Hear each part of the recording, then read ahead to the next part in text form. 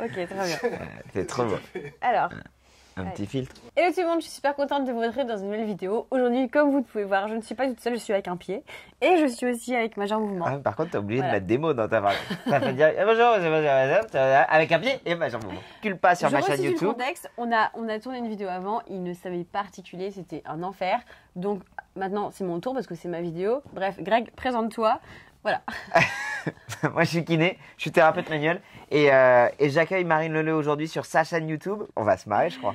C'est parce que je suis une fille extrêmement drôle et vous le savez déjà ça. C'est vrai que moi, je te trouve très très drôle, Marine. Ah bah écoute. Donc du coup, comme vous avez vu dans le titre de la vidéo, une question qu'on me pose depuis très longtemps, les périostites. Donc du coup, j'ai fait appel à quelqu'un qui s'y connaît. Première question, qu'est-ce qu'une périostite? En Alors, gros. c'est une bonne question. La périostite, c'est une inflammation d'une périoste qui est une partie de l'os. Alors, je vais être très franc. Et je suis Vas-y, désolé, je vais être on très est- très bah, franc, Marine. On est là pour ça. Pour ceux qui ne me suivent pas, donc je suis kiné diplômé depuis 12 ans. Et tu as vu comme j'ai eu du mal à répondre sur ce que c'est une périostite? La réalité, et je suis désolé de vous le dire parce que si vous avez cliqué sur cette vidéo, c'est que vous voulez des réponses sur la périostite, c'est que dans toute ma carrière, des périostites vraies, j'en ai eu que 2. Donc des vraies inflammations de la structure du périoste. Cependant, j'ai mais au moins une fois par semaine quelqu'un qui vient me consulter pour un faux diagnostic de périostite. Soit parce qu'il est tombé sur une vidéo YouTube, soit parce qu'il a entendu parler d'une périostite et quand il a demandé à ses copains coureurs, bah voilà, j'ai mal par là et j'ai une périostite, et qu'il est allé voir un médecin qui lui a dit, bah vous avez une périostite, le mec s'est auto-diagnostiqué une périostite, il vient me voir, tu lui fais des tests cliniques, c'est pas une périostite.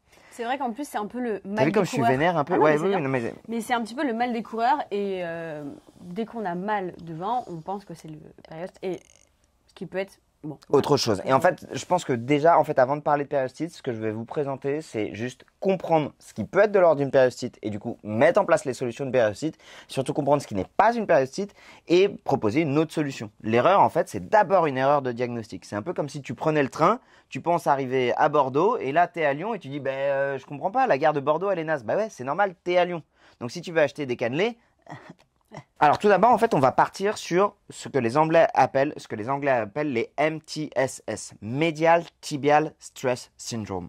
Donc déjà, une douleur de périostite, en fait, il faut le mettre dans une grande enveloppe qui sont les douleurs qui sont à la face interne sur les 2/3 inférieurs du tibia. Si votre douleur se situe sur l'extérieur, ce n'est pas une périostite. Si votre douleur se situe sur toute la face externe du pied, principalement tout là, ce n'est pas une périostite. Le diagnostic différentiel numéro 1 sur lequel les gens se plantent, ce sont sur des inflammations des releveurs. Ce qu'on va retrouver énormément chez les débutants. Les débutants en course à pied, ils n'ont pas forcément une foulée où ils vont particulièrement bien engager la hanche, ils vont pas forcément bien engager la cheville. S'ils courent un peu en montée ou avec une chaussure qui n'est pas forcément adaptée à leur foulée, ils vont avoir des tendances à utiliser beaucoup plus les stratégies de cheville. Et c'est ok, on a tous commencé par là.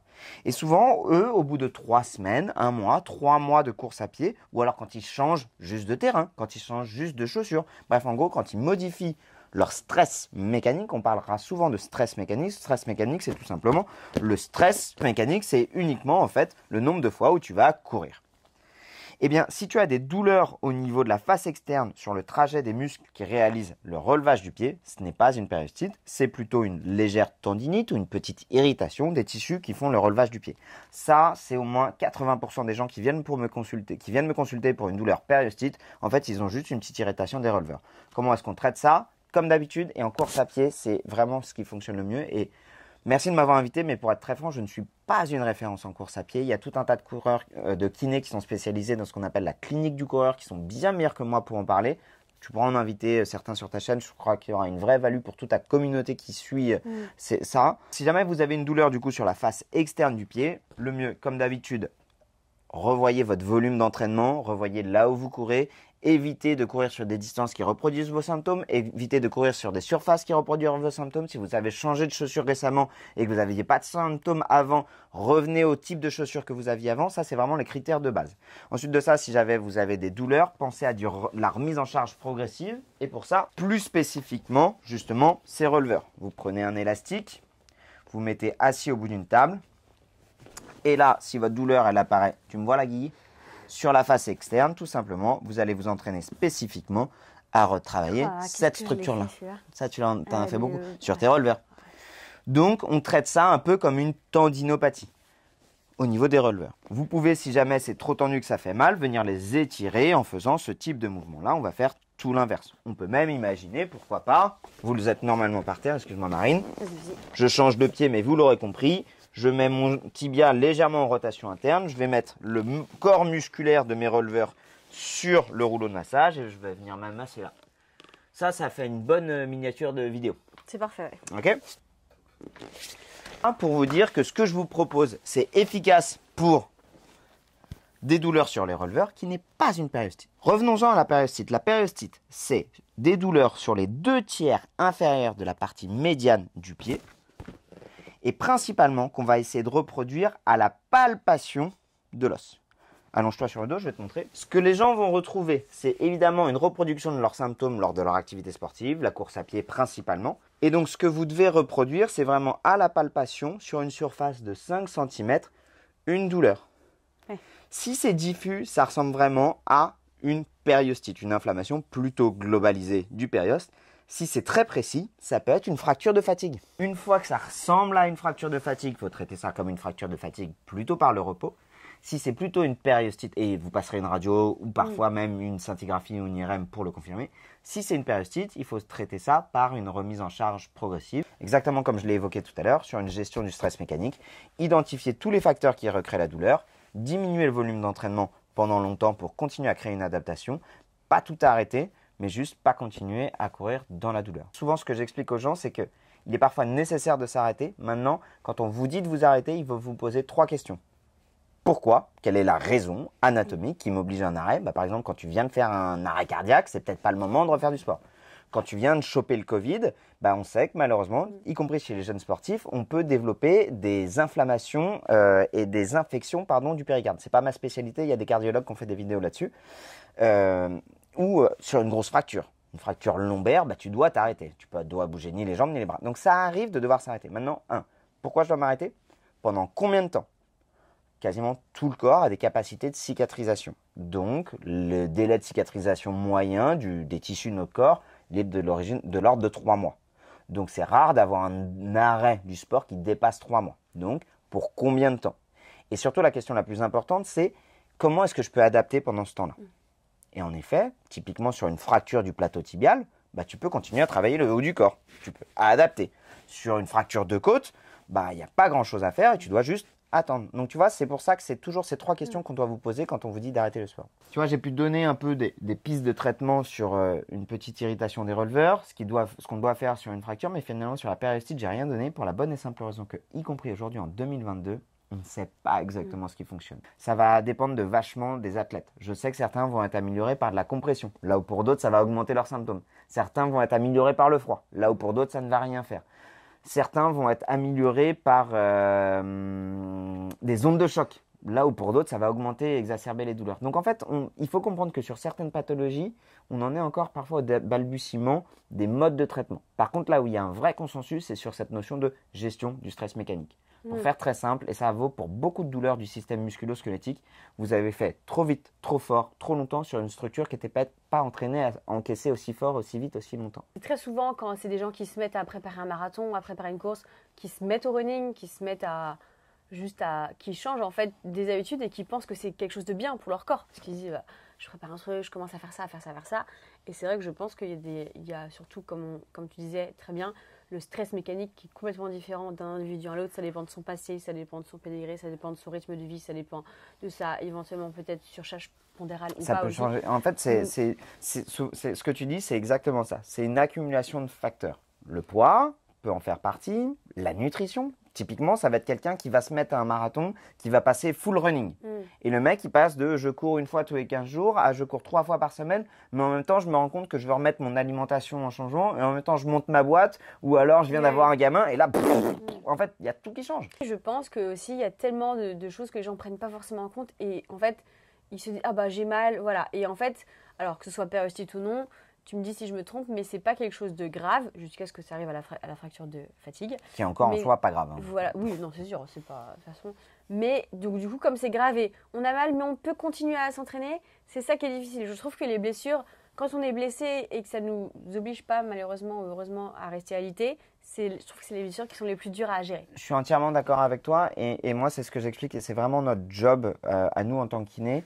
C'est en fait la force de la communication et de l'éducation aux patients de ce côté-là, mais pas l'éducation en mode c'est ça qu'il faut faire, mais vraiment en mode ok, je vais vous expliquer ce que vous traversez.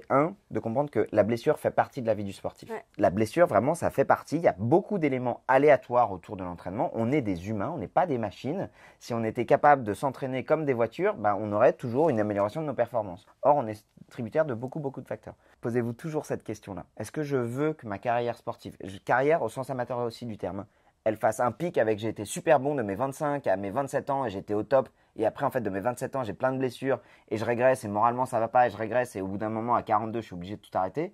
Ou est-ce que j'accepte d'avoir une période de plus grande croissance entre mes 25 et mes 30, puis j'atteins une phase de plateau à l'âge de 30 ans, et puis j'arrive à maintenir sur ce plateau légèrement dégressif jusqu'à 40 ans. De 40 à 50, je dégraisse, et finalement, en fait, logiquement, si tu racontes cette histoire, c'est juste humainement impossible d'avoir des meilleures perfs à 40 qu'à 20. Bien sûr. Donc c'est ok et c'est normal d'avoir une forme de période un peu d'état de grâce entre 15 et 25 où tu peux tout faire, tu peux bouffer ce que tu veux, tu peux sortir la veille, t'enchaîner des matchs, des compètes et performer. C'est plus pareil à 30, c'est plus pareil à 40, c'est plus pareil à 50, c'est plus pareil quand tu as une blessure, c'est plus pareil quand tu as des trucs qui se passent dans ta vie. Et je trouve que c'est des discours que parfois on n'entend pas souvent. Et dans l'intimité d'une conversation au cabinet, quand tu dis ça aux gens, les gens ils te disent à la fois ça fait du bien de l'entendre, ouais, et en même temps, ouais, mais mec, mais dis-moi ce que je dois faire. Oui, et puis les gens sont toujours pressés, ils sont pas patients. Et en fait, ce que tu viens de dire, c'est exactement, en fait, moi, c'est un peu ce que je prône et ce que je fais depuis des années, c'est déjà la régularité. La régularité, c'est la clé. C'est ça, en fait. Moi, je suis régulière, je suis pas régulière depuis quelques mois. Moi, je suis régulière depuis 10 ans que je fais du sport. 10 ans, je suis régulière. Bien sûr, avec des phases de plus de moins, phases plus de course à pied, plus de vélo, plus de natation, etc. Je suis régulière et surtout, je m'écoute. Et comme tu dis, en tant qu'amatrice, moi, être la meilleure, c'est pas que ça m'intéresse pas, mais bon, voilà. Mais j'essaie vraiment de faire ça pour moi. Ouais. En gros, moi, je pense que ce qu'il faudrait retenir par rapport au périostite, c'est, comme tu disais, savoir d'où ça vient, pourquoi ça vient, qu'est-ce qu'il faut faire pour mieux revenir et pas que ça revienne. Ouais, et même l'étape d'avant, vraiment, c'est est-ce que c'est vraiment une périostite que j'ai ? Déjà. Le diagnostic différentiel, en j'ai gros. Vraiment appris ça. Et c'est quelque chose qui est hyper important pour vous donner je peux parler pendant des heures, je suis désolé. Je suis passionné, mais aucun problème. En gros, pour faire très très simple, en ce moment, mais vraiment simplissime, en ce moment, si tu as quelqu'un qui a perdu le goût, l'odorat et qui a été cas contact, la probabilité est quand même très très forte que ce soit le Covid. Si par contre il vomit ses tripes et il chie, c'est plutôt une gastro. Tu vas pas avoir le même traitement et le même truc pour une gastro et pour un Covid. Donc le diagnostic différentiel, c'est vraiment la clé. Pour ça, ça prend du temps, ça demande des tests cliniques. Je pense qu'on a fait à peu près. Et on n'a pas fait de blagues, Marine. Non, mais parce que c'est. On a tout envoyé les blagues dès le départ. Non, mais alors, et je peux vous dire que des blagues, j'en ai fait des blagues incroyables. La vidéo, lorsque vous la voyez, n'est pas encore sortie. Mais sur vos c'était analysé. Et ça a été blague sur blague. Incroyable, les gars. Bref. Voilà, en tout cas, merci beaucoup. Vidéo avec plaisir. Courte, mais efficace et au moins c'est cool. Donc n'hésitez pas à la partager à des gens qui ont possiblement une périostite, qui ont mal, qui vous parlent de ça. N'hésitez pas aussi à suivre Greg sur ses réseaux sociaux qui sont en description. Il m'a envoyé un lien d'une vidéo qui est super intéressante aussi qui est en description sur Physiotutors, qui est vraiment une des références internationales sur la kiné, la modulation de symptômes et le diagnostic. Et notamment la prise en charge des périostites. Bon, alors moi, je vous fais de très gros bisous. Et moi, je fais de très gros bisous. C'était vraiment génial de faire cette recette de la périostite. Donc, pour la périostite, c'est pas automatique. On va maintenant couper des oignons et se retrouve bientôt sur la chaîne de Marine Leleu. Marine, merci pour cet accueil. Bonne journée à tous. Ciao.